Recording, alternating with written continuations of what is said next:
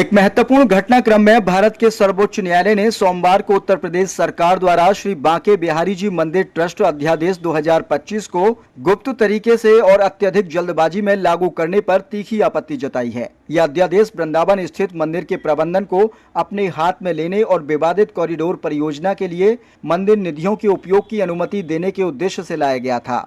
न्यायमूर्ति सूर्यकांत और न्यायमूर्ति जय माल्य बागची की खंडपीठ ने 15 मई 2025 के उस निर्णय को वापस लेने का प्रस्ताव दिया, जिसमें राज्य सरकार को मंदिर के चारों ओर 5 एकड़ भूमि अधिग्रहण के लिए मंदिर निधियों के उपयोग की अनुमति दी गई थी। यह कहते हुए कि उस आदेश में प्रभावित पक्षों को सुना ही नहीं गया। जब वे पक्षकार ही नहीं थे तो आप अदालत के निर्देश को कैसे उचित ठहरा सकते हैं। न्यायमूर्ति सूर्यकांत ने राज्य सरकार द्वारा सिविल बाद में आदेश प्राप्त करने के लिए सार्वजनिक सूचना या पक्षकारों को सुने बिना दाखिल की गई याचिका पर सवाल उठाया है। वरिष्ठ अधिवक्ता श्याम दीवान, जो कि मंदिर के पूर्व पारंपरिक प्रबंधन गोस्वामी परिवार की ओर से पेश हुए, अधिवक्ता ने दलील दी है कि यह अध्यादेश परंपरागत सेवायतों को बाहर कर मंदिर प्रबंधन को राज्य नियंत्रित ट्रस्ट के हाथों में सौंप देता है, जो संविधान के अनुच्छेद 25 और 26 का घोर उल्लंघन है। अधिवक्ता नरेंद्र कुमार गोस्वामी ने भी पूरे कॉरिडोर परियोजना की संवैधानिक वैधता को चुनौती दी है। उन्होंने न्यायालय को आगाह किया कि इस तथाकथित विकास परियोजना के तहत प्राचीन मंदिरों, समाधियों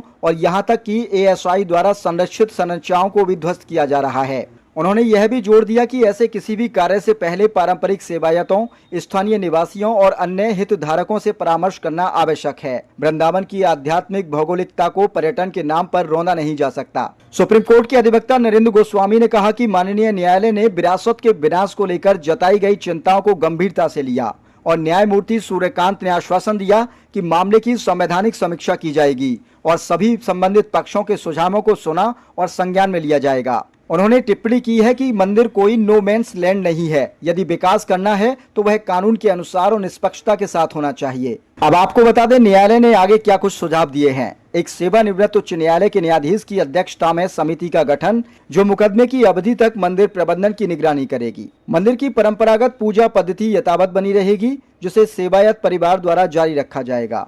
ASI यानी भारतीय पुरातत्व सर्वेक्षण विभाग और जिलाधिकारी को क्षेत्रीय विकास की निगरानी समिति में सम्मिलित किया जाए।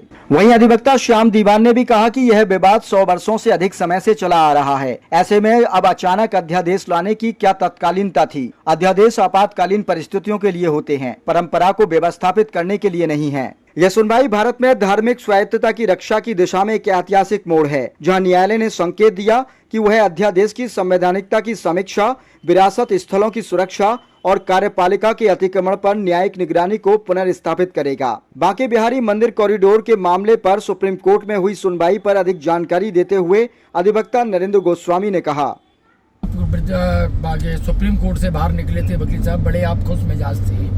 ऐसा क्या आपने जो आदेश करा दिया और क्या बिहारी जी के मैटर में हुआ था आज? देखिए, बिहारी जी के मैटर में तो बिहारी जी कराते हैं, राधा रानी कराती हैं, हम सब तो निमित्त हैं। हमारी तरफ से काफ़ी वकील खड़े हुए थे और आज जज साहब ने बहुत अच्छा फैसला किया, क्योंकि ये बिहाइंड अवर बैक जजमेंट जो पारित हुए थे, एक तो मंदिर के कोष को लेने के लिए कॉरिडोर के उपयोग में, और दूसरा रातों रात जो इमरजेंसी कंडीशंस में ऑर्डिनेंस लाते हैं उसको लेके, तो दोनों को रिकॉल कर दिया गया है। जज साहब ने बोल दिया है कि हम इनको रिकॉल करेंगे। इसके अलावा हमने ये भी बात रखी कि इनकी जो प्रेजेंट फॉर्म है कॉरिडोर की, वो कल्चरल उससे प्रिजर्वेशन नहीं होगा, उससे बहुत ज़्यादा नुकसान होगा हमारी संस्कृति का, हमारे सिविलाइजेशन का। और कुंज गलियाँ इसमें टूट रही हैं, बहुत सारे एंशिएंट मंदिर टूट रहे हैं जो बिहारी जी से भी पुराने हैं, और इसमें कुछ समाधियाँ भी आ रही हैं। तो जज साहब ने कहा नहीं, उन सबको देखा जाएगा और एक रिटायर्ड हाई कोर्ट के जज हैं, उनकी देखरेख में सारी चीज़ें होंगी। तो इस कॉरिडोर की कॉन्स्टिट्यूशनलिटी को हमने चैलेंज किया है, तो उन्होंने कहा कि आपकी सारे सजेशंस को अकॉर्ड किया जाएगा। और हमने ये भी बताया कि एंशिएंट ये जो ASI के अंडर में आते हैं कुछ मंदिर, उनको भी चिन्हित कर लिया गया है। तो जज साहब ने ये भी एश्योरेंस दिलाया है कि सारा चीज़ें कॉन्स्टिट्यूशनली होंगी, कोई भी इसके वायलेशन में नहीं होगा, और कल ये ऑर्डर लिखाया जाएगा रिकॉलिंग का। कल फिर दोबारा तारीख? हाँ, कल 10:30 बजे है। आप तारीख कह सकते हैं, लेकिन ऑर्डर वहाँ रिकॉल होगा। जी, ये बोल दिया जज साहब ने, निर्णय दे दिया। तो क्या आशा करते हैं वकील साहब जो है वृंदावन वासियों, ब्रजवासियों के लिए? राहत है ब्रजवासियों के लिए कि उनके एंशिएंट मंदिर बच रहे हैं, टेम्पल्स बच रहे हैं, उनकी हेरिटेज बच रही है, कल्चर बच रहा है, राइट। तो ये जो कोर्ट का फैसला है ये काफ़ी अच्छा है, और मैं कहूँगा कि सरकार को फिर से एक बार सीख लेनी चाहिए, क्योंकि सरकार ने फ्रॉड किया था on the procedures of the court.